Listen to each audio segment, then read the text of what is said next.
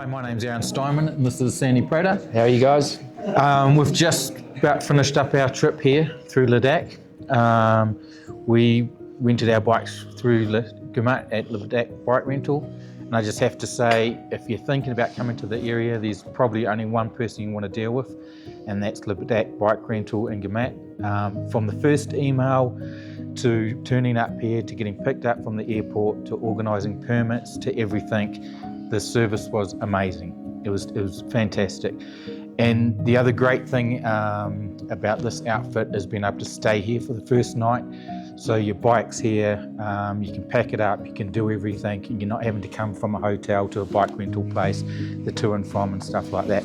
So I can't say or recommend Gurmat strongly enough for the outfit. What do you think, Sandy? What was your take? Unreal. Aaron's organised most of everything for us, which has been amazing for me.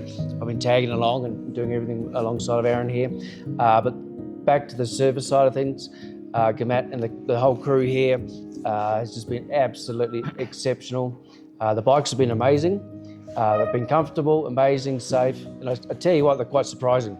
You know, little 450 potters that bang along the way. But look, in general, even right down to the food, the accommodation, just everything for us. It's the go-to for lay in general. It's clean, it's tidy, it's unreal. And for us, it's just made our journey so much easier. And since we didn't do a tour, you know, the route finding is probably the hardest thing you're going to do. And Gurmat really took his time before we took off and had a whiteboard and went bit by bit on his suggestion where we would go. And we pretty much followed it. And unfortunately, or fortunately, because it's an adventure, things pop up and you just have to sort of make your own way on things. We've had one instance where the road was closed. That put us a big detour for a day. Another instance, the pass was closed due to activity in the area, and this was in the Kashmir area, so we had to make our own detour and stuff like that. But in general, we stuck to it, but it was just that attention to our time frame and what we wanted to do to have an itinerary set for us. So with that said, we've finished, well, we still have one more day to go if the weather's fine, but we've basically done 2 weeks, 14 days, and just over 3,000 Ks, and I'm going to pronounce these passes terribly because I'm not good with it. Give it a go. But Gurmat's just written down here, and it looks like we've probably ticked off about 10, starting off here at with Sach Pass, Singular Pass, coming down into the Zanskar Road. And that's the one that actually got turned around at, and we headed back into Lingshet and found a little homestay there, which was a unique experience. It was going to be a heck of a long day had we not found that.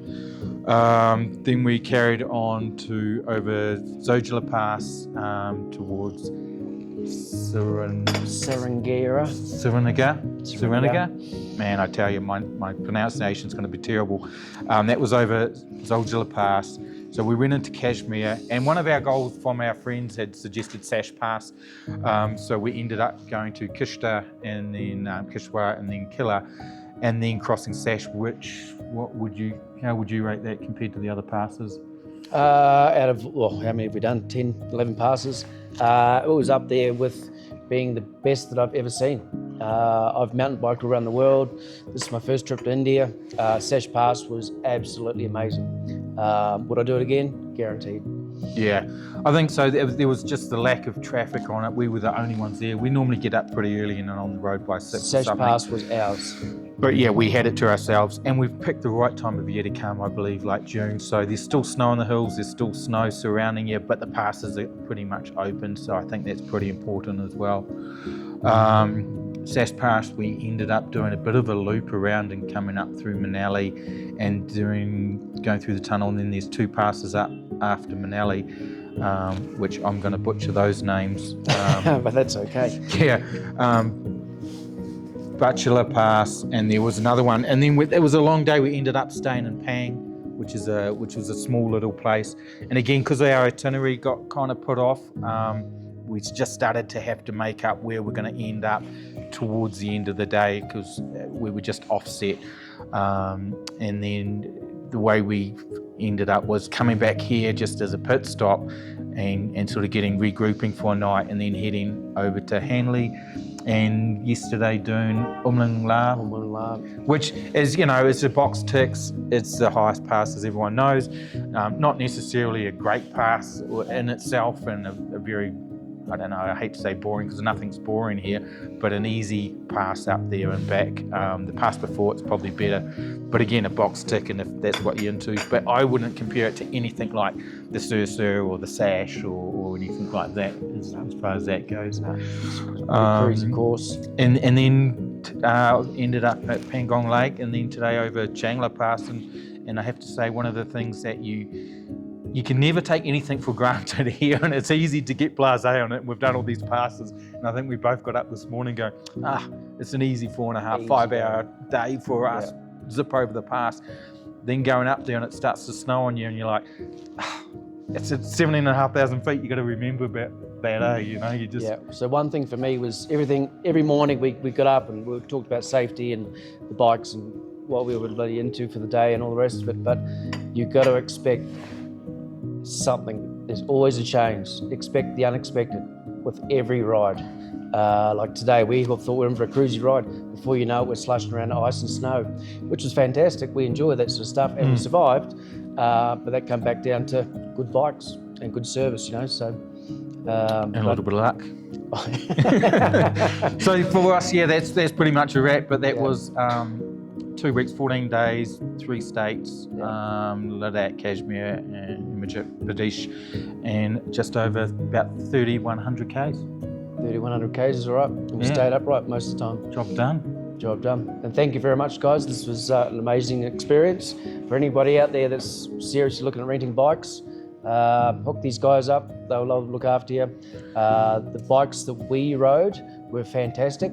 I seriously can't complain. They were good tyres, good brakes. No breakdowns. No breakdowns. They started every time. Yeah. And for me, that's, we've just done 13, 14 days non-stop, and we're riders. We like to ride bikes. We're not inexperienced by any means, but we didn't want to buy or rent little scooters. We jumped on bikes that were, not that we're used to those type of things, but what I'm trying to say is they were good quality bikes. Yeah. The one last thing I'd like to add is, if you haven't organised your own tours before, I've done this a lot. I've ridden around the world on a motorbike, and in the last handful of years I've done Nepal and a lot of countries through Southeast Asia by myself, and I always organise myself. I would have to say this is probably the hardest with logistics and with maps and with piecing it together that I've had to do. So if you're a novice, I would probably strongly suggest to jump in on a tour here or something like that. It's not the places, but it's your first rodeo to come to and just go, I'm just going to wing it, unless you want to just stick to the main roads, but then I think you're going to miss out. So there's something to be said for taking a tour or something like that. So I'd just bear that in mind anyway. But yeah. All right, time for a cold beer, and thanks again. And a hot shower. That'd be nice. Yeah. Take it easy, Cheers.